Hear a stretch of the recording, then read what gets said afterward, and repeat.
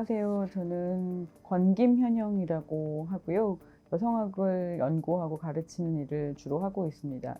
여성주의 연구활동가라고 하는 직함을 제일 좋아하고 최근에는 늘 그랬듯이 길을 찾아낼 것이다. 또 다시는 그전으로 돌아가지 않을 것이다. 라는 제목의 책을 출간한 바 있습니다. 반갑습니다. 일단 그날 그 수상자로 선정됐다는 얘기가 무슨 소린지 약간 몰라서 그 수상자로 그 노미네이트 됐으니까 뭐 서류를 보내라 이런 얘기인 줄 알았어요. 그래서 일단 서류를 보낼지 말지 고민해 보겠다라는 심정이 돼서 전화를 되게 뭐 그냥 드라이하게 받고 끊었는데 나중에 그게 수상자로 선정됐다는 얘기라고 하더라고요. 그래서 되게 당황하셨겠다 이런 생각이 들었고, 근데 그 상이 양성평등문화지원상 단체상, 개인상, 대상 이렇게 있으면 개인상에서 대상이 정정엽 선생님이 받으셨고, 그리고 제가 이제 개인상을 받은 건데, 정정엽 선생님은 워낙 너무 잘 알고 있는 되게 유명하신 그리고 정말 레전더리한 미술가신데 정정엽 선생님에 이어서 받는 단이 너무 영광스럽다는 생각이 일단 들었었고, 그리고 나중에 이제 수상자를 왜 저를 뽑으셨는지에 대한 얘기를 들을 기회가 있었어요. 이 심사위원단하고 나중에 시상식을 할 때 같은 자리에 앉아 있었거든요. 그랬더니 그 대부분 나이가 좀 많으신 선생님들이신데 뭐 문화 쪽에 있는 조예가 깊으신 선생님부터 시작해서 학술 연구 쪽에 대가신 분들이 쭉 이제 있었는데, 이 선생님들께서 저한테 권김현영 좀 열심히 떠들어라. 그리고 열심히 떠들어서 고생했다 이런 마음이었다고 하시더라고요. 그래서 뭐 그냥 그 응원이 되게 저한테는 크게 느껴졌어요. 그러니까 선생님들이 조금 그 세상을 시끄럽게 하는 일이라고 하는 게 좋은 일이다라고 하는 걸 생각해 주시는 어른이 있다는 것도 좀 든든했고, 그리고 페미니즘의 목소리를 낸다는 게 결코 쉽지 않다는 걸 너무 잘 아시는 분들이라 그런 것들에 대한 이해를 좀 깊이 받은 느낌이 들기도 해서, 그래서 저한테는 좀 여러 가지로 의미가 있는 상이었습니다. 박원순 전 서울시장 사건 이후에 여성단체들의 여러 가지 어려움들이 좀 있었던 상황이에요.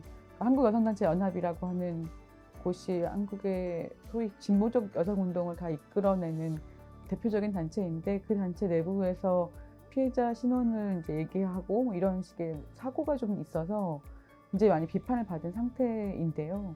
그 비판 이후에 문제를 해결을 어떻게 할 것인가를 논의하시다가 거기 한국여성단체연합 혁신위원이 그 혁신위원단을 꾸려서 6개월 정도 혁신을 위한 이제 어떤 TF 활동을 하기로 했는데, 그 혁신위원장을 하기로 했어요. 제가 앞으로 한 반년 정도 골몰에서 하게 될 일일 것 같고, 그리고 서울시교육청의 민주시민교육 그 위원회 위원이라든지 국가인권위의 인권위원이라든지 이런 식의 인권자문위원이라든지라고 하는 뭐 그런 직위에서는 어떻게 그 젠더 감수성과 관련된 문제를 그런 민주시민 교육이나 인권 교육에 어떻게 개입할 것인지 뭐 그런 역할들을 좀 요청받아서 그런 것들을 하고 있고, 대학교 1학년 때 중앙도서관, 학교에 있는 중앙도서관 그 화장실에, 여자 화장실에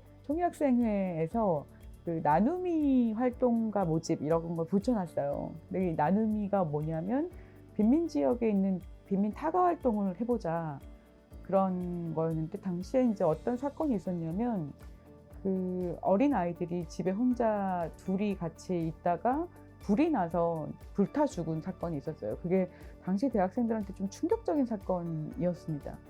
그 혜영이 용척이 사건이라고 당시에 이제 빈민 지역의 대학생 운동에 불이 붙었게 만들었던 중요한 계기가 되는 사건이었는데, 그 사건으로 이제 정태춘 씨가 노래를 만들어서 부르기도 하고, 우리들의 죽음이라고 하는 노래를 부르기도 하고, 들어가서 처음에 그 노래를 알게 되고 노래를 통해서 사건을 알게 되고 해서 관심을 좀 가지고 있었는데, 마침 도서관에서 그 이제 화장실에서 그 빈민 지역 타거 활동을 해보는 게 어떻겠냐 이런 제안을 이제 스티커를 보니까 관심이 생겨서 이제 그 활동을 시작했어요. 사실 여성 운동에 관심이 있었다기보다는 빈민지역 활동이라고 하는 것에 조금 더 관심을 가지고 시작을 했는데 거기를 가보니까 정말 그 빈민운동이라고 하는 것을 뭐 가난한 사람들을 위한 운동 이렇게 얘기를 하는데 그게 그 핵심 중에 하나가 이 여성 문제구나라고 하는 걸 알게 됐던 게 여러 가지 장면들이 기억이 납니다. 그러니까 정말 20살쯤 된 엄마가 그 타가방에 아이를 맡기고 그리고 이제 나가요. 그런데 이제 그걸 떨어질 수가 없으니까 둘이 막 울고 아이도 엄마도 같이 울고 그러면 이제 거기서 활동하시는 선생님이 다 출근하셔야 되는 거 아시잖아요 라고 보내고 그리고 아이는 이제 그동안 최대한 이제 돌봄을 받기 위해서 어떤 이제 지내고 그런 과정에서 집안 사정들을 되게 속속들이 알게 되는 거예요. 뭐 가정폭력 문제부터 시작해서 미성년자 시절에서 10대 출산을 하게 되고 그리고 굉장히 어려운 어떤 빈곤한 상황에서도 아이를 책임지고 싶어하는 마음은 굉장히 강력하고 그런 출근을 해서 어디를 가냐면 보통 그 지역에 있는 창천동 지역에 있는 미싱 공장에서 노동을 하는 거거든요. 그러면 이제 그 시간 동안에 계속 뭔가 폐에 계속 먼지가 쌓이고 하니까 기침을 계속 하게 되는데 아이한테 이거 옮길까 봐 걱정되고 그러니까 한국 사회의 모든 종류의 문제들이 다 거기에 집약되어 있는 거예요. 그걸 보면서 이런 집약적인 운동이 정말로 필요한데도 불구하고 이것을 타가운동이라고 하는 방식으로 얘기하는 거 너무 부당하다는 생각이 좀 들었어요. 이거야말로 정말 세상을 바꿔올 수 있는 되게 핵심적인 모순이 집약되어 있는 얘기인데 왜 이 얘기는 내가 배웠던 어떤 사회과학 세미나에서도 얘기하지 않지? 왜 이 얘기를 하는 건 페미니즘 세미나밖에 없지? 이런 생각을 이제 하게 되면서 소위 말해서 의식화가 된 거죠. 여성운동 되게 중요한 운동이구나. 굉장히 중요한 운동이고 동시에 이 운동만이 사실은 볼 수 있는 시야가 있구나라고 하는 걸 알게 됐던 사건이었어요. 그 계기로 이제 여성운동을 시작하게 됐고 꼬리에 꼬리를 물고 이제 이 문제들에 대한 확장들이 일어나게 됐던 거죠.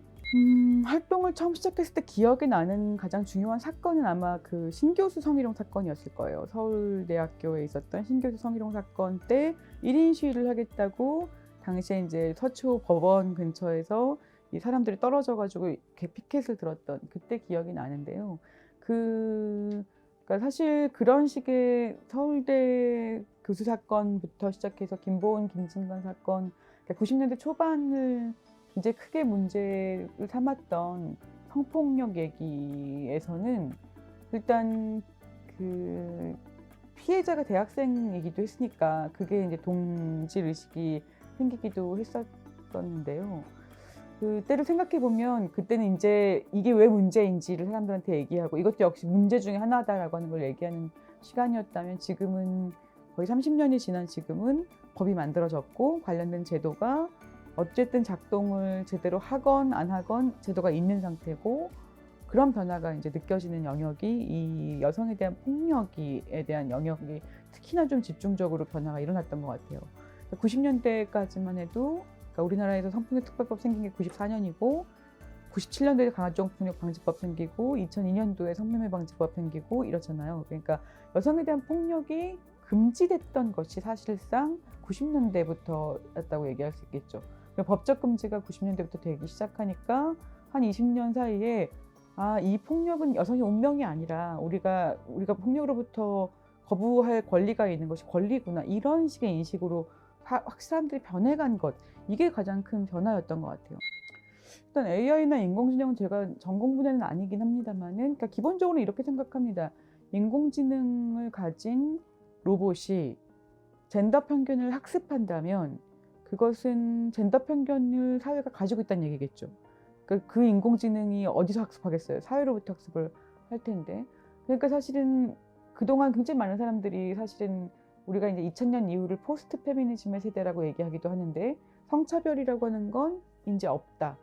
이제 그건 언제적 얘기냐? 옛날 얘기다. 이렇게 얘기하는 방식으로 백래시가 벌어졌었는데 AI 인공지능 로봇이라고 하는 존재가 젠더 편견을 학습했다는 것 자체가 성차별이 있다는 명백한 증거인 거예요. 저는 한편으로는 그렇다고 생각이 들고 또 한 가지는 이런 생각이 듭니다. 그러니까 저는 이 논쟁이 예를 들면 AI, 인공지능 로봇, 챗봇부터 시작해서 이런 사람에 대한 이런 로봇에 대한 성희롱이 발생을 했고, 그 성희롱, 성착취 혹은 어떤 종류의 성적 모독이 발생을 했고, 그런 것들을 피해라고 하는 방식으로 얘기해서 여성에 대한 모독으로 연결시키는 그런 담론에는 찬성하지 않습니다. 그게 왜 찬성하지 않냐면, 결국 이 논쟁은 어떻게 가냐면, 그러면 로봇과 인간이 그럼 같은 거냐, 로봇에게 인간과 똑같은 권리를 줄 수 있냐, 이런 방식으로 담론이 형해화되어 버리거든요. 근데 사실 이 이슈의 핵심은 그런 식의 이루다 뭐라든지 이런 이루다의 함정에서 말을 하자면, 사실은 원래는 이건 AI 윤리, 인공지능의 젠더 윤리라고 하는 걸 어떻게 만들어낼 것인가에 대한 논쟁을 가야 될 문제예요.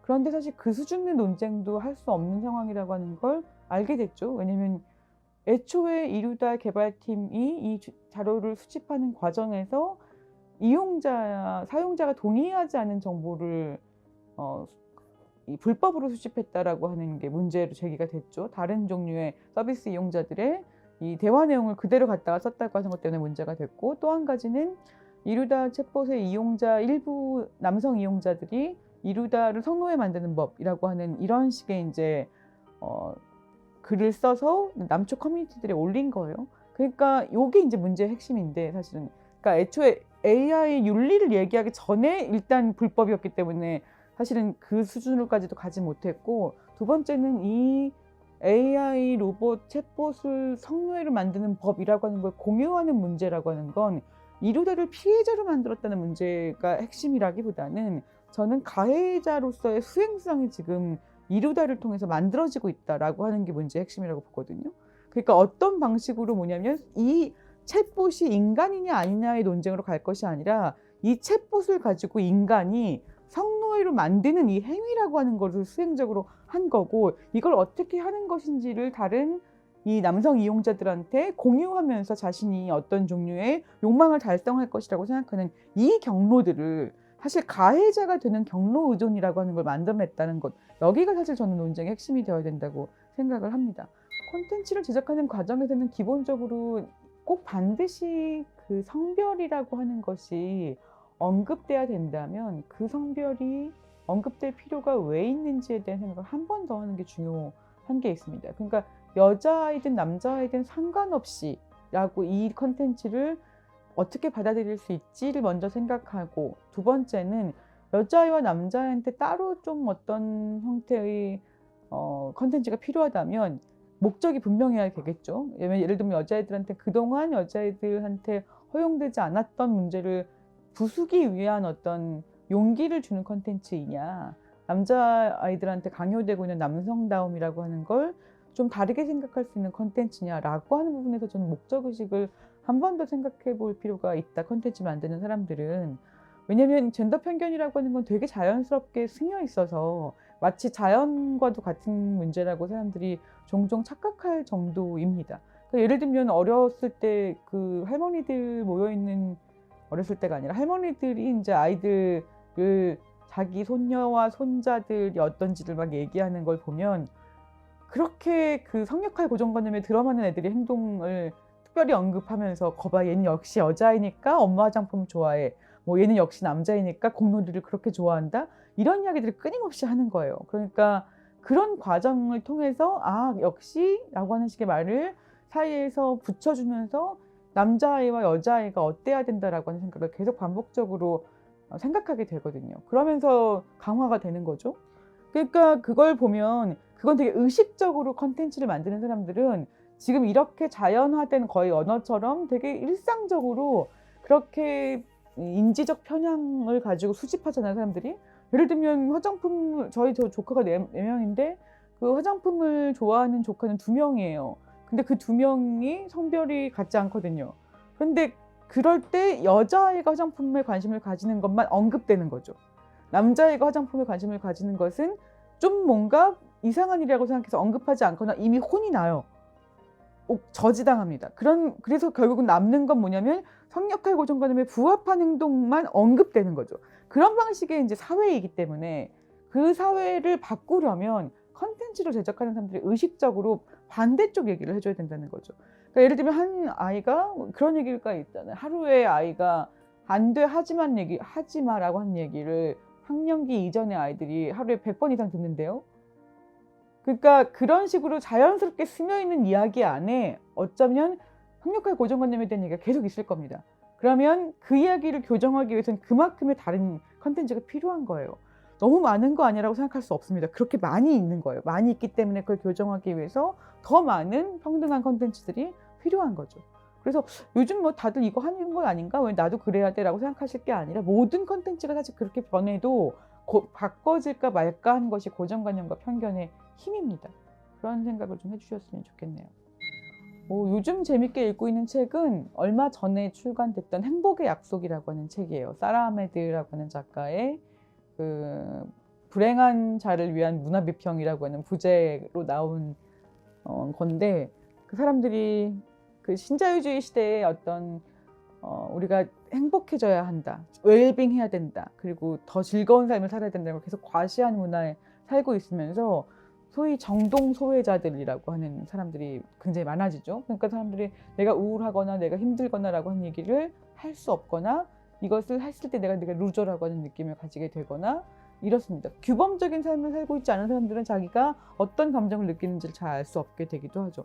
그런 이야기들을 굉장히 재치 있는, 그리고 굉장히 깊이 있는 사유를 얘기하는 책을 되게 즐겁게 읽고 있는 중이에요. 시스터 아웃사이더라고 하는 오드리 로드 작품을 빼놓을 수가 없습니다. 오드리 로드도 마찬가지로 세상의 이치에 대해서 머리로 생각하는 것이 아니라 우리가 실제로 겪었던 이 현실이라고 하는 거에 딱 뿌리를 내려서, 그리고 내가 가지고 있는 이 현실을 분석해내는 것을 포기하지 않는 그 용감함을 가지고 글을 써내는 작가들이 있습니다. 그런 작가들을 추천드리고 싶어요. 제일 좋아했던 도서관은 남산도서관이었어요.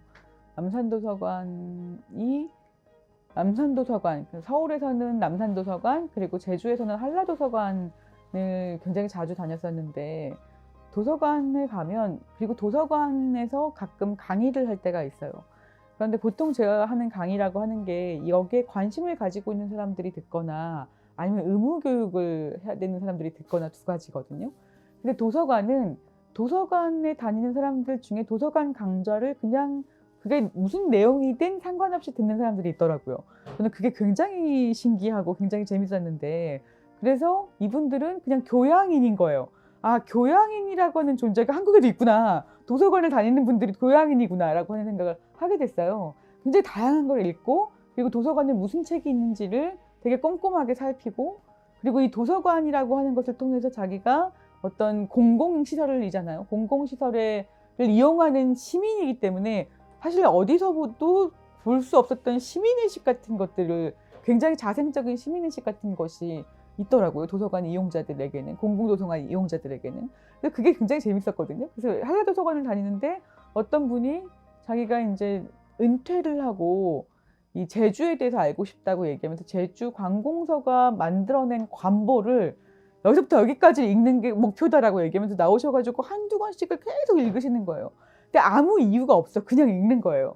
그러니까 그게 저는 되게 어쨌든 이게 한국의 어떤 그 한국 사회라고 하는 것이 여기까지 왔구나라고 하는 것을 좀 느끼게 만드는 소회였어요. 그러니까 아무런 목적 없이 그냥 내가 알고 싶은 것을 알기 위해서 시간을 보내는 사람들이 도서관에 여기 있다는 것 자체가 제가 괜찮은 사회를 살고 있다라고 하는 생각을 하게 만들더라고요. 그런 경험이 저는 도서관한테 가지고 있는 굉장히 강력한 경험들이었어요. 공부하고 입시 준비하고 이런 거 아니고 정말 공공도서관에 오는 평범한 시민들이라고 하는 존재가 도서관에 있고, 그들이 굉장히 다양한 것들을 들으면서 사회가 어떻게 돼야 될 것인지에 대한 생각을 가지는 것, 이런 인상들을 인상적으로 이야기 드릴 수 있을 것 같네요. 도서관은 그 임윤희 작가의 도서관 여행을 읽기도 했고, 세계의 도서관 여행들을 쭉 보면 진짜, 제가 그 더블린에 갔을 때 트리니티 컬리지 도서관을, 아마 세계에서 제일 오래된 도서관일 거예요. 그걸 보면서 역사가 다 느껴지더라고요. 그리고 일본의 교토에 가서도 도서관 보는 거 좋아하는데, 그러니까 도서관은 그 사회가 지식을 어떻게 취급하고 있는지를 알려주는 것 같거든요. 어떤 도서관들은 이것을 우리가 얼마나 오래됐는지 역사 자체를 자랑하고 싶어하는 도서관이 있고, 어떤 도서관들은 지금 이 도서관을 이용하는 사람들이 얼마나 이 도서관을 사랑하게 만들 수 있는지에 굉장히 골몰한 도서관도 있고, 어떤 도서관은 그 자신들이 가지고 있는 소장이라고 하는 것이 어떤 역사를 가지고 있는지를 보여주는 큐레이팅을 사실 재현하는 데 굉장히 관심을 가지고 있는 도서관마다 굉장히 특징이 있더라고요. 그래서 사실 조금 그런 식의 특징을 가지고 있는 도서관만의 철학들이 있다는 것도 이제 그때 처음 알게 되기도 했고, 그리고 아카이빙이라고 하는 건 도서관과 아카이빙은 좀 다르긴 합니다만은 사실 제국이란 아카이브잖아요, 사실은. 그러니까 많은 최근엔 나라 같은 데 가서 이제 한국의 식민지 시절의 자료를 찾아오는 연구자들이 굉장히 많습니다. 그런 나라 아카이브에 가는 거죠. 그런데 가면 아카이빙이 되어 있는 원자료의 어떤 산실 같은 곳이잖아요. 그런데 한국의 역사적 어떤 상들 때문에 아카이빙이 사실은 아직은 초기 단계인 것 같아요.